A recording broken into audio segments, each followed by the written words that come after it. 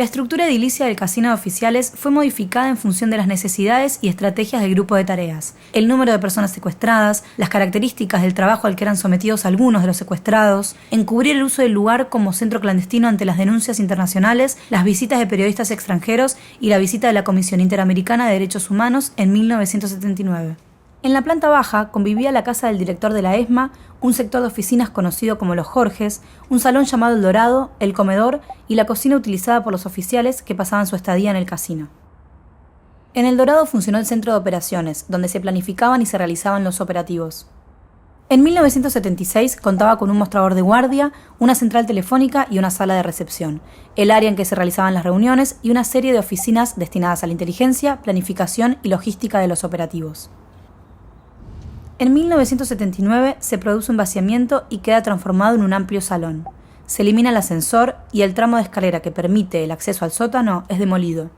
El sótano funcionó como el sector en el que los secuestrados eran recluidos en las primeras horas o días del secuestro y eran sometidos a sesiones de tortura e interrogatorio. En 1976 el espacio estaba vacío, sin divisiones. Contaba con 10 columnas de hormigón en las cuales los secuestrados eran sujetados, una habitación utilizada como sala de tortura y un puesto de guardia. Las columnas formaban un pasillo conocido como la Avenida de la Felicidad. A mediados del 76 se montaron 4 salas de tortura. A las salas de tortura le sumaron un baño, un sector donde se arreglaban las picanas, una sala de documentación, una pieza para los verdes y una enfermería. En noviembre de 1976 se construye una biblioteca y las primeras habitaciones de trabajo ante la necesidad de falsificar documentación que les permitía a los grupos de tareas realizar los operativos. Se instala el laboratorio fotográfico. En 1977, los cuartos de la izquierda eran destinados a la diagramación de artículos, la falsificación de documentos, el laboratorio y la sala de fotomecánica. En el lado derecho fueron montadas las salas de tortura. La enfermería fue reemplazada por el comedor y construyeron la huevera, pensada para la producción de material audiovisual y utilizada también como sala de tortura y sala de trabajo. En 1979, ante la visita de la Comisión Interamericana de Derechos Humanos, se elimina la escalera interna que comunicaba a todo el edificio, aislando al sótano del resto del lugar. Las salas de tortura se transformaron en una habitación que se utilizó como depósito de papel. En 1980 se construyen en el fondo del sótano 6 habitaciones destinadas a la reclusión de los secuestrados. En 1981, una de las habitaciones es utilizada como imprenta y otra se transforma en la oficina del jefe del sector 4. En 1982 se construye una escalera lateral, enfrentada a la escalera existente, que permite el acceso por el otro playón de estacionamiento. El tercer piso estaba dividido en 3 zonas: el ala izquierda, el sector central y el ala derecha. El ala izquierda, conocido como capucha, era el lugar donde alojaron a los secuestrados encapuchados, esposados y engrillados. En 1976, los secuestrados permanecían sobre colchonetas pegadas una al lado de la otra. Algunos eran esposados a las vigas del techo.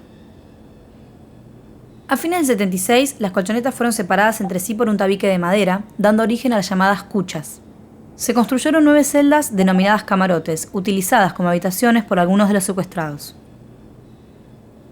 En 1979, uno de los camarotes, conocido como pañol, era utilizado como depósito de objetos saqueados en las viviendas de los secuestrados.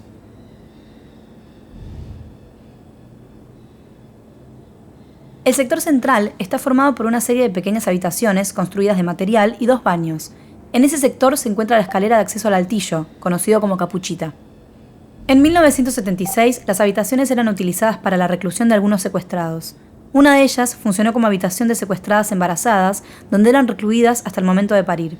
En esta sala clandestina de maternidad nacieron al menos 34 bebés. En 1979, la habitación de las embarazadas pasa a ser utilizada como comedor.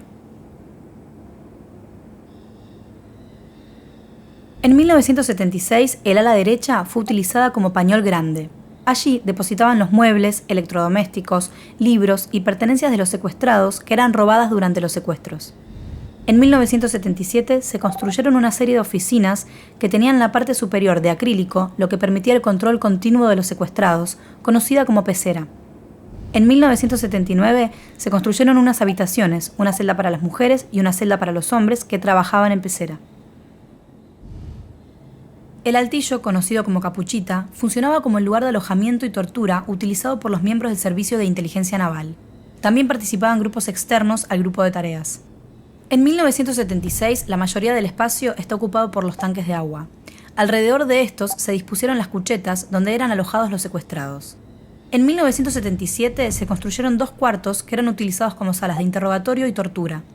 También fueron utilizadas para realizar trabajos por parte de los secuestrados, como lectura y análisis de notas periodísticas. En abril de 1979, el lugar fue desmantelado y allí se trasladó a la biblioteca.